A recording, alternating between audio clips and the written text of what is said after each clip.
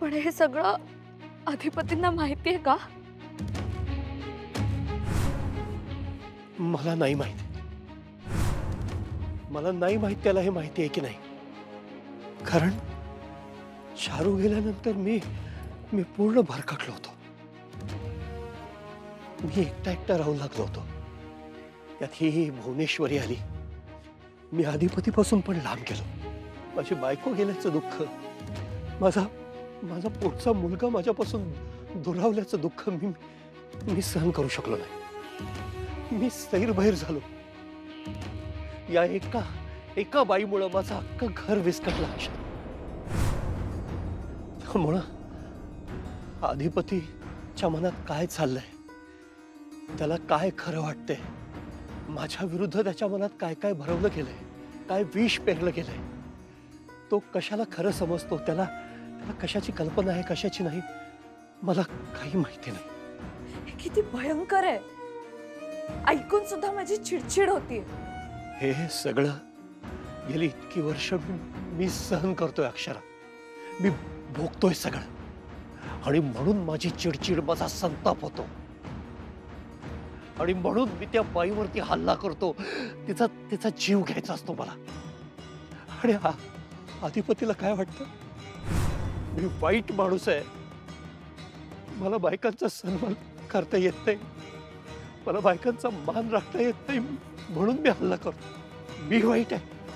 मी अधिपतीला कसं सांगू की ती बाई वाईट आहे? मी काय करू त्या? बाबा तुम्ही बसा. तुम्ही बसा.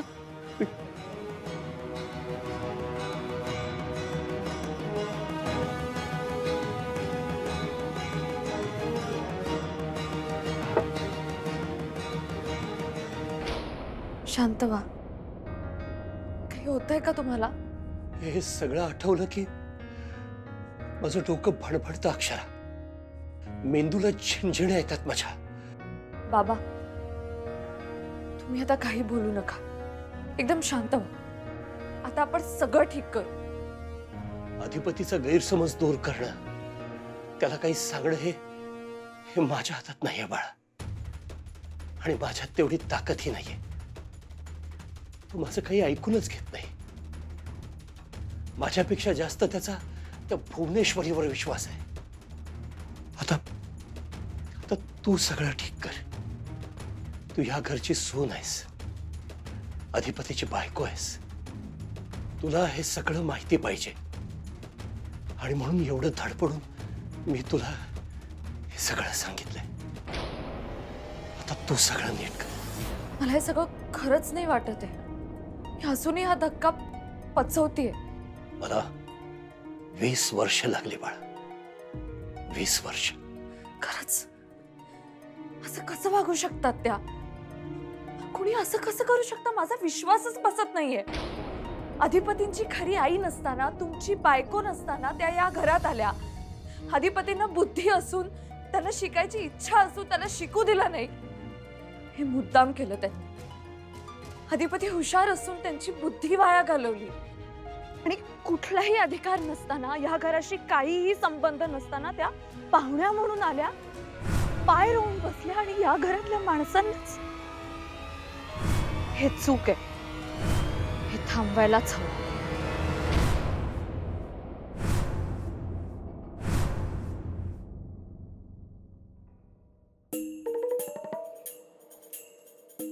आज या तब्येतीमुळे असू दे, सोडा. नंतर लावतील की धनाजी लावल, शांता कोणतर लावते. अधिपती हां. तुमच्या वडिलांना जरा आवरावं लागल. म्हणजे त्यांची आणि सुनबाईंची गट्टी काही बरोबर नाही. अहो, लोड घेऊ नका आईसाहेब. मास्तरीनबाई मस्त हुशार आहेत. त्यासनी बरोबर कळते कोण कसं आहे कोण कसं आहे. आणि मला माहिती आहे की आमचा बाप काय आहे. मी त्यासनी बरोबर सांगतो मास्तरीनबाई. तुम्ही टेन्शन घेऊ नका. पण आम्ही इतक्या वेळा सांगतोय सुनबाईंना, पण सुनबाई आमचं काय ऐकत नाहीत. आम्ही त्यासनी सांगितलं की आम्ही बघू त्यांच्या तब्येतीचं, पण नाही. सारख्या मध्ये येतात, सारखं विचारतात त्यांना दुसऱ्या डॉक्टरकडे न्यायचं काय. ते आता काय झालं माहिती आहे का, मास्तरीनबाईसनी आमच्या बापामध्ये त्यांचे वडील दिसतात. असा गोळा आहे तो. आणि काय नाही, त्यांनी फक्त एकदा विचारलं असेल तुम्हाला की दुसऱ्या डॉक्टरकडे घेऊन जायचं का म्हणून. बाकी काय त्यांच्या मनात नाही. तुम्ही पण ते मनात ठेवू नका, सोडून द्या, त्याचा विचार करू नका. तुम्ही आराम करा बरं. हां, मी तुमच्यासाठी त्या डॉक्टरला घेऊन येतो, थांबा. काय अधिपती, आम्ही गेल्यानंतर मुलगा म्हणून आमच्या चितेला अग्नी द्या, आमचं क्रियाकर्म करा, आमच्या अस्थी गंगेत टाका तुमच्या हातानं.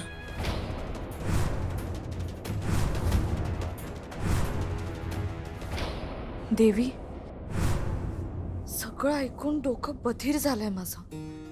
असं कसं कोणी करू शकतं? खूपच भयंकर आहे हे सगळं. मला फार वाईट वाटलं अधिपतींसाठी. बिचारे काही कारण नसताना या सगळ्यामध्ये भरडले गेले. एवढ्या लहान वयात त्यांची आई गेली. आईसारखी दुसरी बाई घरात आली आणि तिला आई समजायची चूक अधिपतींनी केली आणि त्या चुकीची शिक्षा भुवनेश्वरी मॅडमनी संपूर्ण घरादाराला दिली. सगळं काही बळकावून बसल्या. अधिपतींना शिकू दिलं नाही हे सगळ्यात वाईट आहे. पण देवी, मला आता सत्य कळलंय. मला ताकद दे. मला ही चूक सुधारता येऊ दे. मला सगळं ठीक करता येऊ दे. अधिपती अजूनही लहान मूल आहेत. त्यांना सांभाळावं लागेल मला. आणि आता हे सगळं वाचवणं ही माझी जबाबदारी आहे. आधी तर मला अधिपतींना अलर्ट केलं पाहिजे. आशीर्वाद दे देवी. मला सगळं नीट करता येऊ दे. सुनबाई, तू हित म्हणजे ताईनं तुला सांगितलंय ना व घरातल्या देवीचं दर्शन तू घ्यायचं नाहीस म्हणून? पण देवी तर सगळ्यांची आहे. ही देवी माझ्या ताईची. मग तुम्ही का पाया पडताय? ताई माझी भन आहे. मी या घरची सून आहे आणि देव कुणा एकाचा नसतो, सगळ्यांचा असतो. पण तुझा हक्क नाही या घरात. मॅडम, ह्या घरातल्या हक्काविषयी तुम्ही नका सांगू मला. मला माहिती आहे.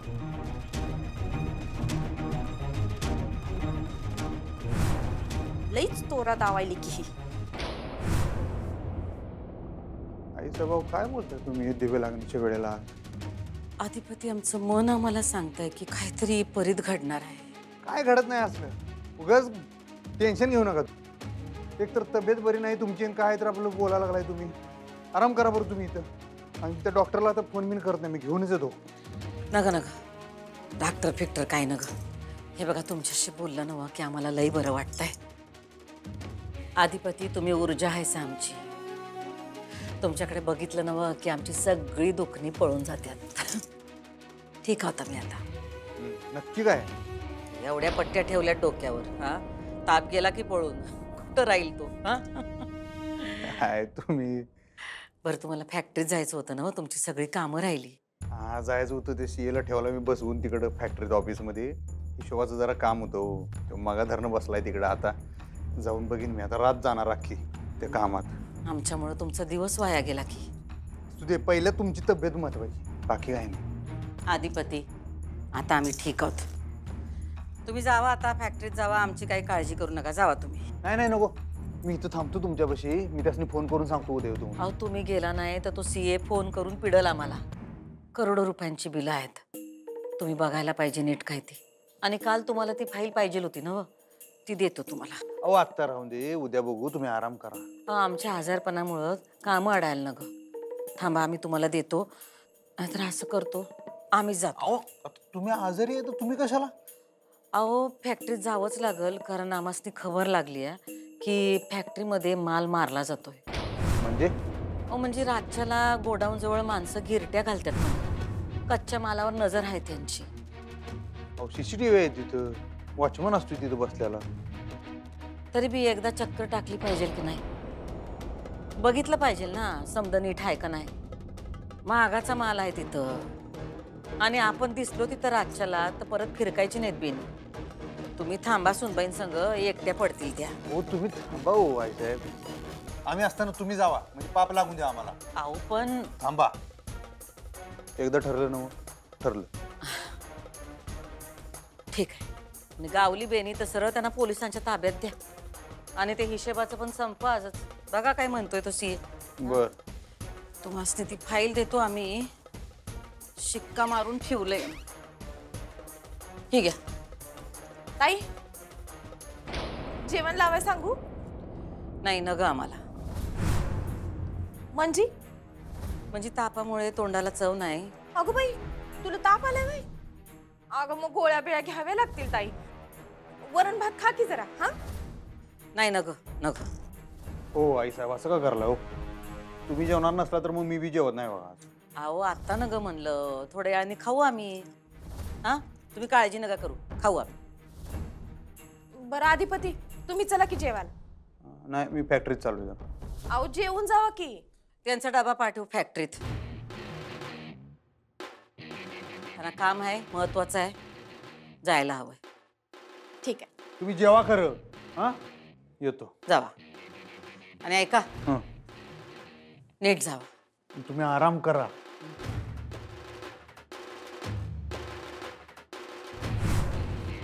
ताई तू आत्ता का पाठवलंस त्यासनी?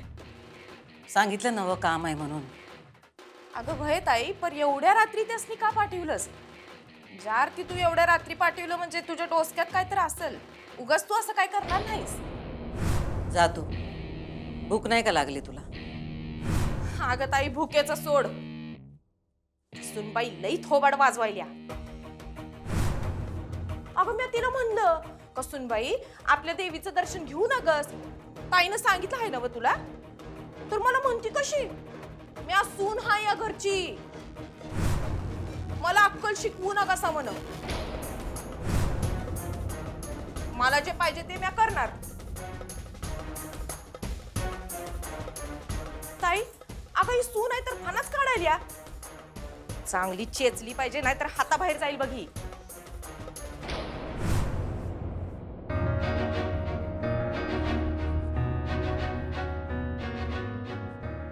फोन उचला अधिपती.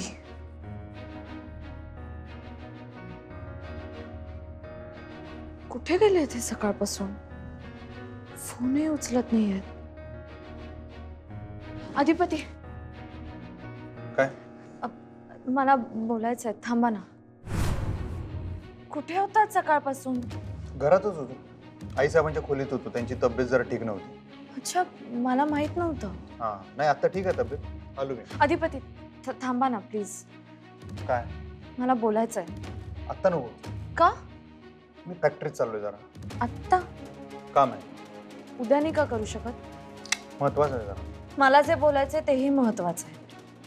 मला जाऊ दे. अधिपती प्लीज थांबा प्लीज. अहो मला गेलं पाहिजे. तुम्ही जेवण करा आणि झोपा.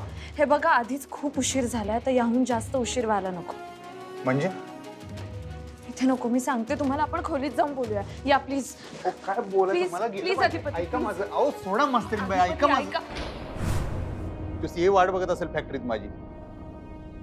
आणि आई साहेबांनी एक काम पण सांगितलंय मला, ते पण करायचं आहे. मला जाऊ दे. तुमच्या आयुष्यात काहीच महत्व नाहीये का मला? ह्यो काय प्रश्न आहे आता तुमचा? तर द्या ना. महत्व नाही असं कसं होईल? म्हणताना तर तुमचं ऐकतोय. मी एवढं सांगते तर थांबा ना. थांबू नाही शकत. का?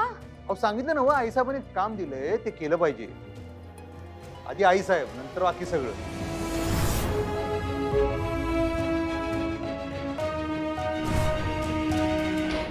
ताई तिला का नाही लईच पंख फुटायलेत बघ. नवी नवरी हाय तर आदब पाहिजे का नाही? तिला तसलं काहीच नाही. अगं तिला तिच्या आईनं का नाही काही वळणच नाही लावलं बघ. शिकली म्हणून उगत तोंड वाजवती. पण लई थोबाड वाजवायलेस. बस कर की आता. अगं ताई तू बघ की आत्ताच बघ की. अगं अधिपतीसनी तू म्हणलीस बाहेर जा तर लगेच अधिपतीनं ऐकलं ग तुझं. ती सुनबाई बघ की तुझं काय बी ऐकत नाही ग ताई. ताई तू तिचं काय तर कर बर का. सुरू केलं की काय? पाठवलं की अधिपतींना बाहेर. ताई तू का पाठवलंस त्यासनी बाहेर? बरं त्यांच्या बाहेर जाण्यानं तिचं डोसकं कसं ताळ्यावर येणार आहे? काय दुर्गे, सुनबाई या घरात ताठ मानेनं उभ्या आहेत कारण त्यांचा कणा अधिपती आहेत. आम्ही त्यांचा कणाच काढून घेणार आहोत. हळूहळू त्यांना अधिपतींपासून लांब करायचं, तोडायचं आणि मग हाकलून द्यायचं या घरात. हा ताई, हाकलून दे तिला लवकर. ती का नाही तुला चॅलेंज द्यायला. म्हणजे अगं ताई, मगाशी मी सांगायला विसरले. ती कशी म्हणती माहिती का, मी सून हाय या घरची, म्हणून टिमकी वाजवायली ग ती. म्हणून मग मी मगाशी जरा वरडली तिला. तर मला म्हणती कशी, तुम्ही का नाही या घरातल्या हक्काचं तर बोलूच नका सा. म्हणजे ताई, तिला हेच म्हणायचं होतं ना व, का मला या घरात बोलायचा हक्क नाही म्हणून. ताई, ती का नाही तुझी जागा घ्यायच्या बघ. ते त्यांना ह्या जन्मात जमणार नाही, कारण त्यांची वेळ आता जवळ आली आहे. चारू, आज खूप हलकं वाटतंय मला. मी अक्षराला सगळं सांगितलं आपल्याबद्दल, या घरात जे जे काही घडलं ते सगळ्याबद्दल. का सांगितलं माहिती? ती पोरगी हुशार आहे, सक्षम आहे, निर्भीड आहे, सर्व गुण संपन्न आहे तुझ्यासारखी. ही अशी पोरगी आपल्या घरात सून म्हणून आली ना, हे आपलं नशीब आहे. घाबरत नाही अजिबात, धाडसी आहे, स्टँड घेते, भुवनेश्वरीच्या डोळ्यात डोळे घालून बोलते, आपला मुद्दा सोडत नाही. इंजेक्शनचा कोर्स पूर्ण करण्यासाठी केवढी रिस्क घेतली बघितलंस ना. हे जे मी आता स्पष्ट बोलतोय, चालतोय, हे सगळं अक्षरामुळे. आणि चारू, महत्वाचं म्हणजे अधिपतीला पुन्हा शिकवती येते. किती छान वाटलं हे ऐकून. भुवनेश्वरीनं अधिपतीची शाळा बंद केली होती, अक्षरा ती पुन्हा सुरू करते. आपला अधिपती शिकावा हे तुझं स्वप्न होतं ना, जे मी पूर्ण नाही करू शकलो, पण अक्षरा करते बघ. अक्षरामुळे या घरात पुन्हा शिक्षण सुरू झालंय. माझी तब्येत बरी झाली आहे. आता आपल्या घराची विस्कटलेली घडी अक्षरा नीट बसवेल.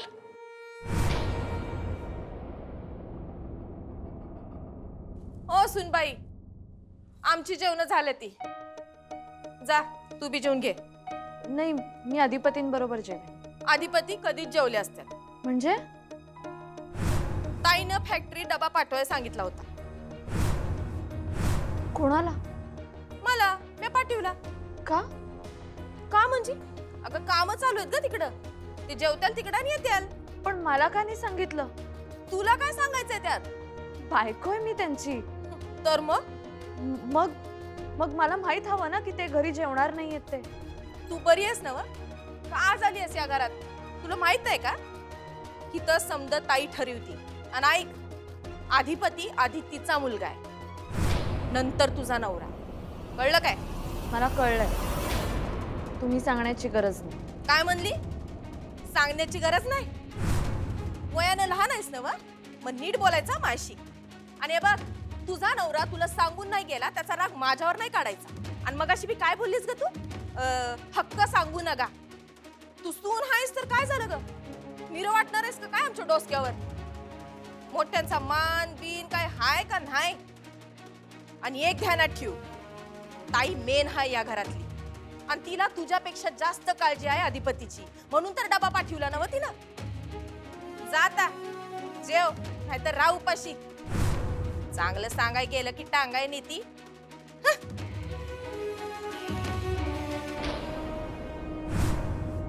हा श्रीपत, आलास का तू ड्युटीवर?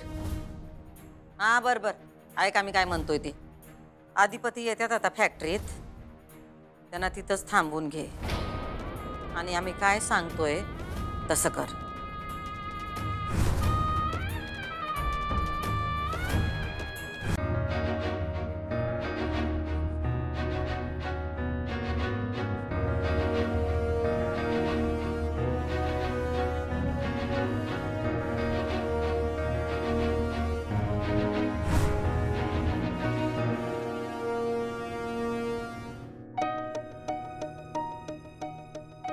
श्रीपत इकडे. जी सरकार. श्रीपत, खरंच मालाच्या चोऱ्या होत आहेत का? आई साहेबांना टीप लागले आज. आम्हाला बी आत्ताच टीप लागली सरकार. आज बंदोबस्तच करू त्यांचा. मला सांग, एवढी सिक्युरिटी आहे इथं, बाहेरचा माणूस आत येतोयच कसा? अहो गोडाऊनच्या मागे जंगल आहे ना, तिकडूनच आली असतील ही बेनी. आता हे वरतोंड करून तुम्ही मला सांगाल सिक्युरिटी वाढवायची तुम्ही तुमच्या मनानं. वाढवलीत की 4-5 गाड आहे तिथं. नाही पण अजून जरा वाढवायला लागत्या. काय ओंक्या चल जरा जाऊन बघूया आपण. हो, आपल्याला बी तिकडच थांबावं लागेल. गावला की पाडवा तुम्ही त्याला. आज बघणारच आहे मी कोण येतंय जरा बघतो. मी स्वतःच बघतो. ओंक्या ते सीए पाशी जाऊन जरा थांब. काय त्याला काय काय लागते डिटेल जरा देतो. रवे चल माझ्या सांग. ए चल रे गेट लावून घे.